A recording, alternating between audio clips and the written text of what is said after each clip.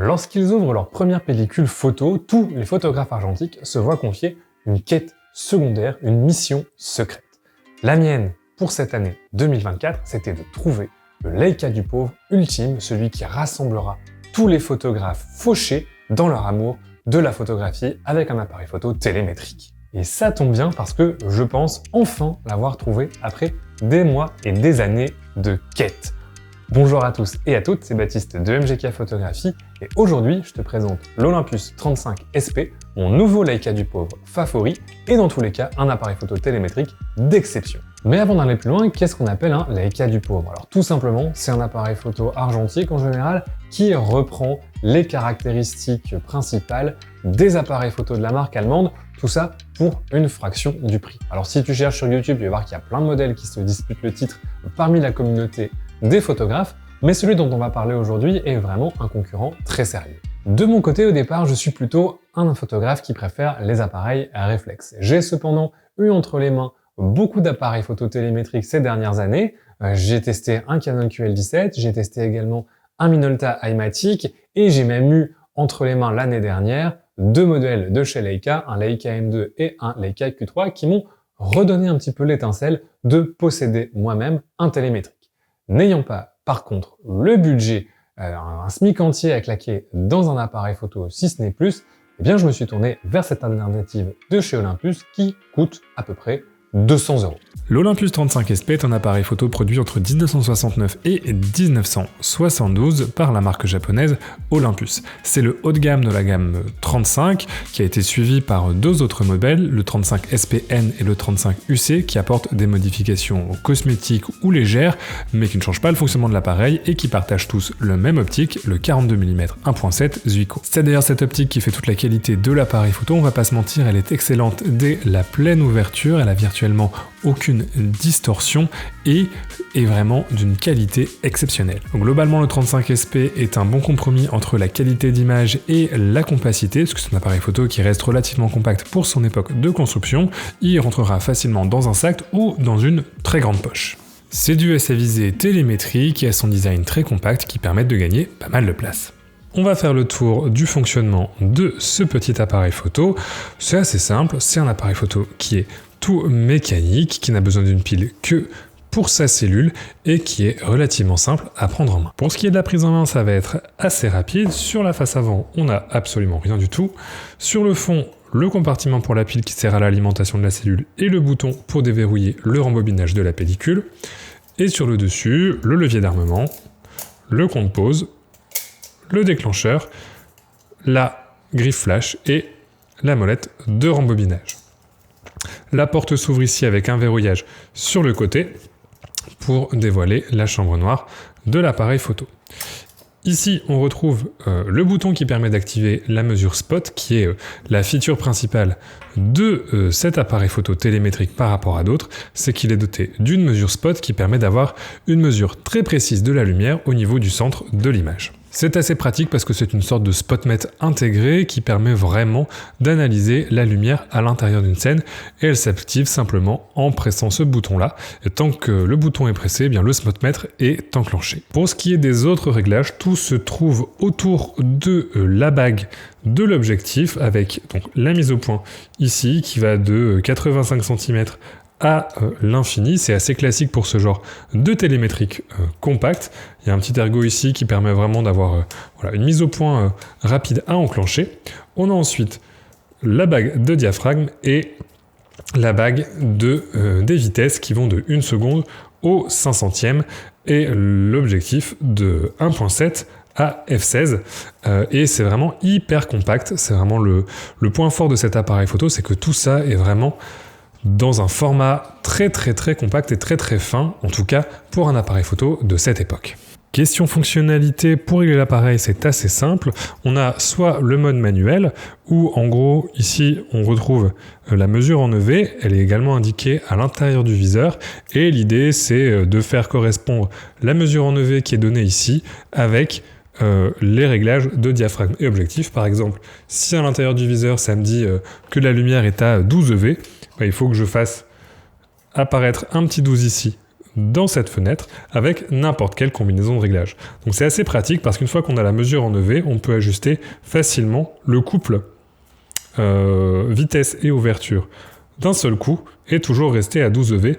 Donc ça c'est, je trouve, très pratique parce qu'une fois qu'on a la mesure de la lumière de notre environnement, on peut facilement choisir si on veut, quel couple vitesse-ouverture on veut et en changer selon la situation.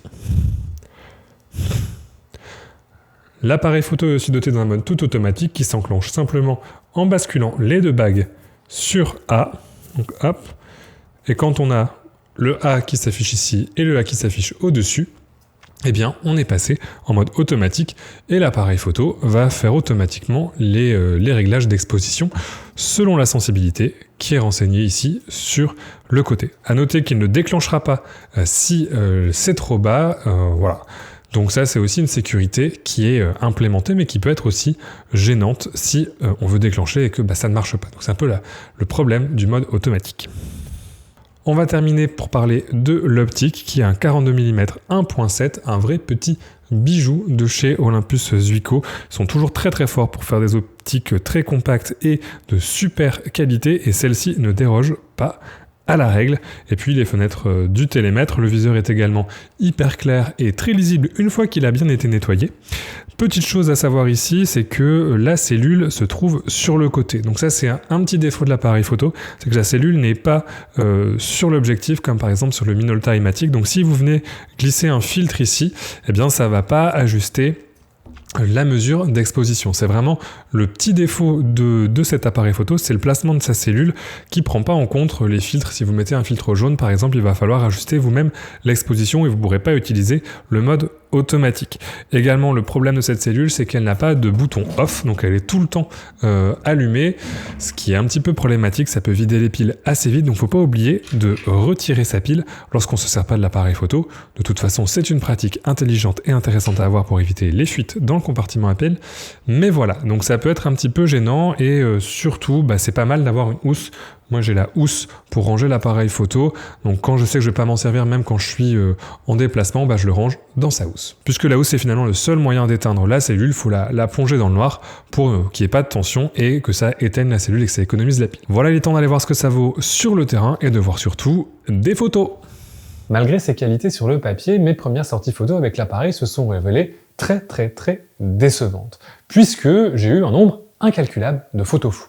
Alors, la visée télémétrique, il faut s'y faire, c'est assez différent d'un réflexe puisque voilà, on a juste le petit télémètre à l'intérieur du viseur pour faire la mise au point et quand on n'a pas l'habitude, ça peut être un petit peu difficile. Alors ici, le viseur est quand même confortable, le télémètre, même s'il était sale, était suffisamment clair et même si j'ai d'abord mis toutes ces photos floues sur mon incompétence à faire une visée correcte, étant donné que j'avais aussi des photos floues lorsque la mise au point était à l'infini, ce qui est quand même assez impressionnant, qui ne peut pas être dû à une erreur du photographe, je me suis décidé à envoyer l'appareil photo en réparation. Et pour un appareil qui m'a été vendu en parfait état de fonctionnement, il y a eu beaucoup à faire. Je remercie Thibaut de Hostophoto qui a fait toutes ces interventions, du nettoyage du télémètre au réajustement de l'optique, ainsi que la vérification de l'obturateur. J'ai maintenant un appareil photo en parfait état de fonctionnement qui va enfin pouvoir me révéler tout son potentiel en termes d'image. Pour cette première session de prise de vue, on se retrouve là, je suis dans le Vieux-Lille. Dans l'appareil, j'ai de la Adox Color Mission 200, donc pas le plus défini des films, un film quand même qui présente pas mal de grains, je l'avais fait une review, et on commence tranquillement avec une petite vue de détail. J'étais attiré par voilà, le petit reflet, la petite composition, la petite nature morte, et malgré tout, ça montre quand même la qualité de l'optique dès le départ. En zoomant dans l'image, même si on n'est pas du tout sur un film haut de gamme, on remarque quand même un détail hyper présent. Là on est à un zoom 100% et tu vois que voilà, sur les verres, sur les reflets, il y a quand même énormément de détails sur l'optique, sans qu'elle a été quand même bien fermée parce qu'il faisait soleil, et c'est très encourageant pour la suite des photos.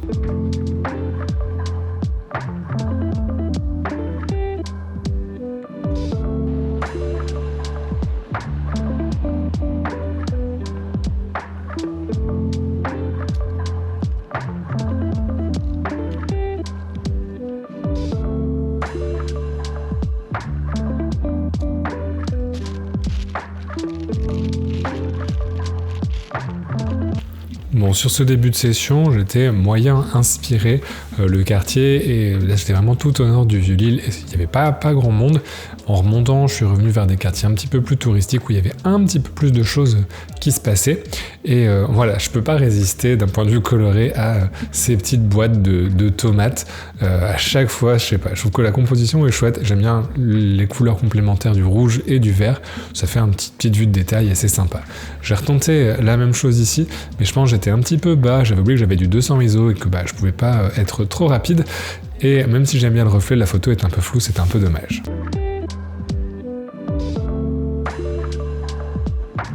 Et c'est la même chose avec cette prise de vue sur le vif qui était un petit peu trop sur le vif. C'est pas grave, on va essayer de s'améliorer pour la suite. L'avantage, c'est que les façades, ça bouge pas, donc je me rabats sur ce bar. J'aime bien cette composition, j'aime bien l'architecture, j'aime bien l'écriture. Je trouve que c'est une photo qui est étonnamment assez dynamique avec les arches, le texte qui apporte un petit peu de contraste et de texture. Et toutes ces petites fenêtres de taille différentes, ces petites arches, ça donne un côté dynamique à l'architecture. Bon, c'est pas la photo du siècle, mais voilà, c'est pas trop mal. J'aime bien les couleurs aussi et la palette qui s'en dégage. Donc bon, petite vue tranquille de touristes sur l'île.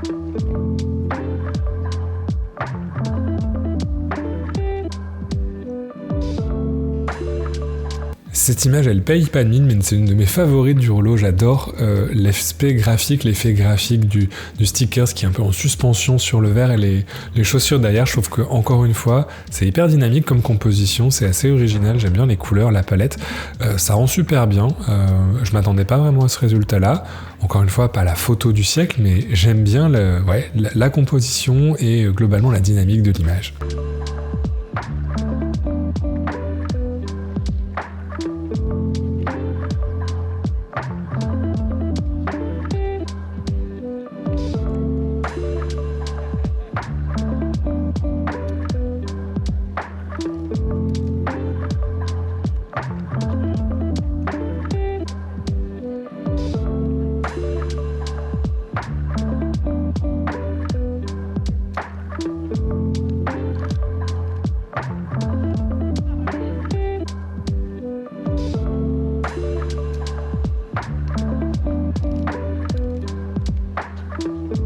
Bon, tu l'auras remarqué ou pas, mais le déclencheur est super silencieux, c'est super agréable pour la photo de rue.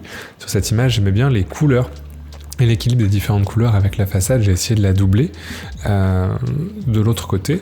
Mais voilà, c'est vraiment un appareil qui est assez pratique pour la photo de rue. En plus, avec sa focale de 42 mm, t'es très proche du regard humain en termes de ce que tu vois.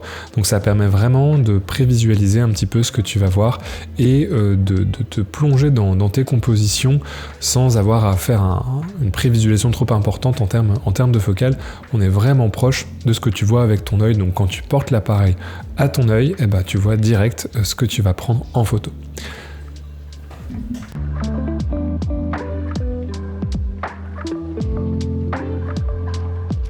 Cette façade, c'est une de mes favorites de l'île. Pareil, je peux pas m'empêcher de la photographier quand je passe devant, j'adore le contraste de couleurs. Et encore une fois, c'est une image qui est super chouette pour se rendre compte de la qualité de l'optique. Voilà, là, quand on zoome sur le texte, on a vraiment... on se rend compte de la qualité optique de ce petit bijou de 42 mm 1.7. Franchement, ça fait très plaisir de voir ça.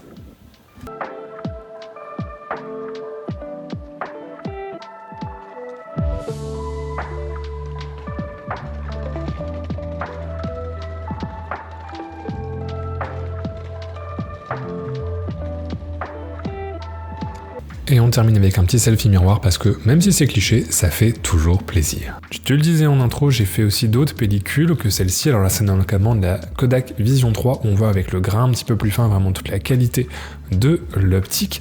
Et j'avais pris aussi avec moi l'appareil lors d'une sortie parisienne avec de la Kiro 400, un film sorti d'outre-tombe de mon frigo. J'en parle pas ici, mais il y aura une vidéo exclusive pour parler de ces photos sur UMGK+, et pour les abonnés de la box argentique. Donc si ça t'intéresse, tu peux aller t'abonner à l'un ou à l'autre. Les liens sont en description pour découvrir ce contenu exclusif. J'avais aussi fait quelques photos à la HP5, la vidéo est déjà disponible sur la chaîne et elle s'appelle Street Photographie sous la pluie, la HP5, la pellicule la plus classique, un truc du genre. Je te la mettrai en description ou en note au-dessus si tu veux voir le résultat des photos. Au final, après près d'une dizaine de pellicules, c'est rare que j'en fasse autant avant de faire la review vidéo d'un appareil photo, mais le délai a fait que j'ai eu le temps de faire pas mal de photos avec. C'est vraiment devenu l'appareil que je glisse tout le temps dans mon sac, celui que j'attrape le plus facilement quand je veux juste aller faire des photos tranquilles. Pour la photo de rue, c'est vraiment parfait comme type d'appareil. Est-ce que c'est aussi bien qu'un Leica? Alors, bien évidemment, il y a des fonctions qu'on n'a pas avec ce type d'appareil qu'on a avec un Leica, notamment la possibilité de changer d'optique. Mais honnêtement, pour la différence de prix et dans l'utilisation que j'en ai, c'est pas quelque chose qui me manque, puisque si j'avais un Leica, j'aurais très certainement monté dessus un 35 mm ou un 50, et là, le 42 mm, pour moi, c'est vraiment la focale parfaite. C'est ma focale rêvée, parce que je trouve toujours le 35 un petit peu trop large, le 50 un petit peu trop serré, donc pour la rue, le 42, c'est vraiment l'idéal de mon côté. Malgré ses petits défauts, notamment sa cellule qui fonctionne en permanence, qui est vraiment embêtant, je trouve, il n'y a pas de petit bouton on-off pour la cellule, ça c'est vraiment le gros défaut de cet appareil. En termes de qualité optique, en termes de prise en main, c'est vraiment pour moi un appareil exemplaire en termes de ce qui se fait de télémétrique compact. Le fait également d'avoir un mode tout automatique, ça permet de faire confiance à l'appareil photo sur l'exposition et puis de faire des photos sans prise de tête quand il y a du soleil et qu'on sait qu'on va pas avoir de problème pour avoir une bonne exposition dans la rue. Ça permet aussi de s'enlever un peu de la tête le calcul de l'exposition, et puis on peut toujours basculer en mode manuel avec cette cellule qui s'indique en EV, que je trouve personnellement très pratique. C'est un de mes modes d'affichage de la lumière le plus pratique, je trouve, même si ça demande un petit temps d'adaptation, puisque voilà, il faut bien convertir en EV puis remettre sur le barillet, mais une fois qu'on s'y est fait, c'est extrêmement rapide et facile de faire des ajustements, et surtout, ça va très très vite dans la rue. Donc, un petit temps d'adaptation, mais franchement, ça vaut la peine, c'est pour moi le meilleur système. L'autre point négatif, c'est que c'est un appareil qui est quand même un petit peu difficile à trouver en bon état, en tout cas en France. Il y en a bien évidemment pléthore sur eBay Japon, mais voilà, ça peut toujours être un petit peu stressant de faire venir un appareil photo du Japon, puis il y a les frais de douane et les frais de dossier, etc. etc. Et c'est vrai qu'en France, j'ai quand même pas mal galéré avant de trouver ce modèle qui m'a coûté quand même 200 € et qui a quand même nécessité une révision d'à peu près 100-150 €. J'avais payé 100 €, autour de 100 € pour la révision complète du boîtier. Au final, c'est quand même un boîtier qui m'a coûté relativement cher pour du 35 mm, mais je trouve qu'aujourd'hui, franchement, ça vaut son prix par rapport à la cote de certains appareils. On est vraiment sur un télémétrique compact premium. En termes de qualité optique, peut-être pas au niveau des meilleures optiques de chez Leica, mais pour 95%, et notamment si tu fais de la photo de rue ou de la photo du quotidien, c'est très largement suffisant. Et encore une fois, les optiques Zuiko de chez Olympus montrent que c'est vraiment des superbes optiques, et qu'il y a vraiment un super travail qui est fait là-dessus. Voilà, il n'y a vraiment rien à dire en termes de qualité sur ce boîtier. Voilà, j'espère que cette review de l'Olympus 35 t'aura plu. Si tu veux la découvrir en version longue sans publicité, tu peux aller voir dans la description pour t'abonner soit à EMGK+, soit à la box argentique. Dans tous les cas, chaque soutien me permet d'améliorer la qualité de mon travail et de ces vidéos qui sont disponibles gratuitement sur YouTube. Également, si tu veux venir découvrir ma chambre noire et y faire des ateliers, les infos sont au même endroit. Si la vidéo t'a plu, tu peux t'abonner, et puis moi je te dis à la prochaine, et d'ici là, bonne photo!